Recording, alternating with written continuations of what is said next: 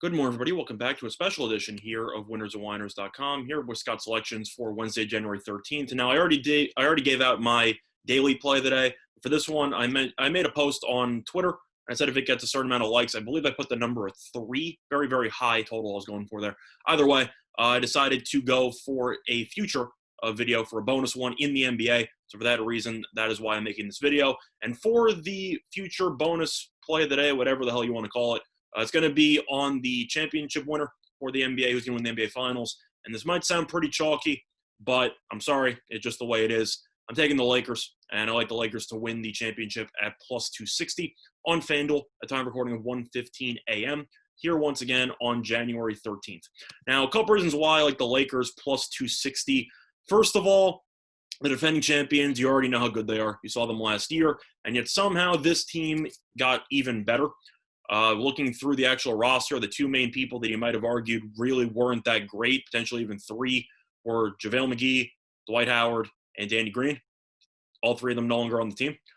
Plus, the Lakers ended up getting better because if you look at their actual roster, Wesley Matthews has been a very solid addition. Dennis Schroeder has been a very solid addition as well. And they also got Montrezl Harrell, very solid energy guy off the bench. So the Lakers, as of right now this season, I'm aware you might look at them and go, well, they don't really seem that interested. And my argument there would be, of course not. LeBron's been pacing himself in the regular season for the last, I don't even know how many years, and yet they still always seem to make the playoffs, and LeBron always seems to make the finals.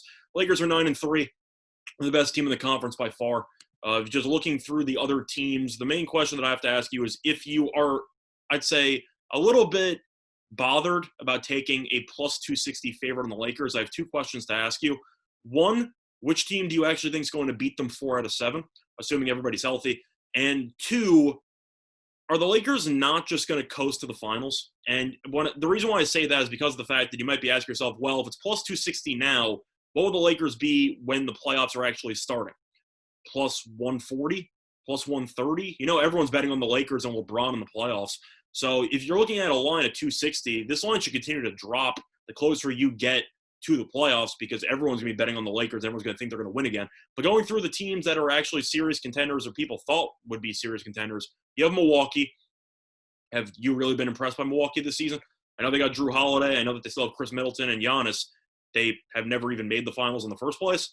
I think Budenholzer is an overrated coach who uses too many guys in his rotations.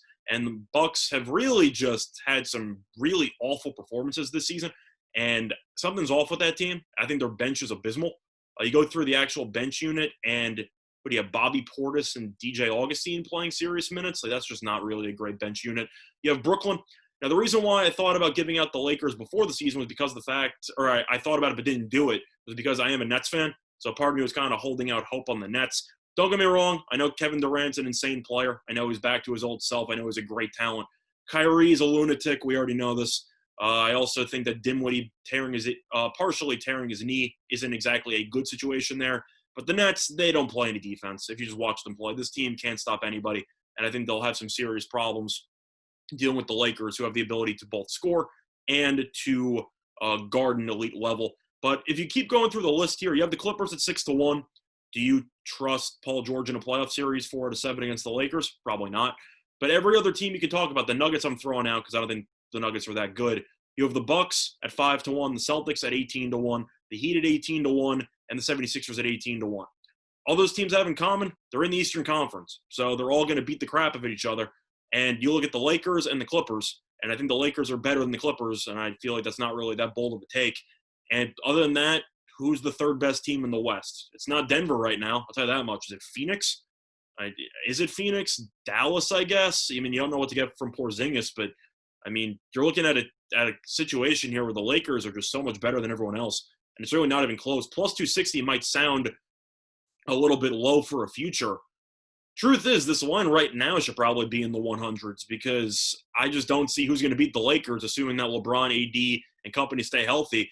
And the thing you know about the Lakers, seeding doesn't really matter because you know LeBron, AD, and company are just going to do whatever they can to beat up a team 4 out of 7, and I just don't see any team having responses. Plus, if you want to talk about some potential trades, some teams that might start bolstering their roster before the deadline, of course, common name here, James Harden. Everyone knows he doesn't want to be on Houston. He said again he wants out, and shocker, he doesn't want to be on a team that sucks. But looking at some teams that were actually linked to Harden, you had 3 teams, really 2.5, that were linked to him before the season, and now the same 3 are going to resurface. You have the Nets, you have the Sixers, and you have a little bit of the Miami Heat. Not really the Heat, but a little bit they were kind of linked to. Once again, all 3 teams, Eastern Conference. So you have a bunch of Eastern Conference teams, and even though the Eastern Conference might be better than the Western Conference as a whole, they're just going to beat each other up, and the Lakers should realistically coast to the finals. And the Lakers are around plus 125 to win the Western Conference. If you want a safer bet, you could take that. I probably will take that as well. But I just don't see how the Lakers don't make the finals, and if they do, you know they're going to be favored. So plus 260 even gives you a bailout option in the finals if you want it. But plus 260 is way too high. This line should continue to drop as the season progresses, especially as you start to eliminate a bunch of teams from the playoffs where their odds no longer exist. I think the Lakers probably enter the playoffs in probably the plus 140 range to win the title, give or take, once the playoffs start. So for that reason, it's a very solid deal. And I'll be putting up several units on this. I think I'm going to put 5 units on it, to be honest. I usually do 1 unit, so you already know my wager amounts. I'm usually consistent with it. But for a future like this, I got to take the Lakers for 5 units here at plus 260 because I had them last year. I got them at 9-1 before they got AD, and they pretty much cruised throughout. I think it's going to be a similar story. So for that reason, the bonus play of the day here on the NBA for January 13th is going to be on the Lakers to win the title at plus 260 on FanDuel. That's been Thomas Scott Selections. Good luck to all of you and your respective bets today. Bye, everyone.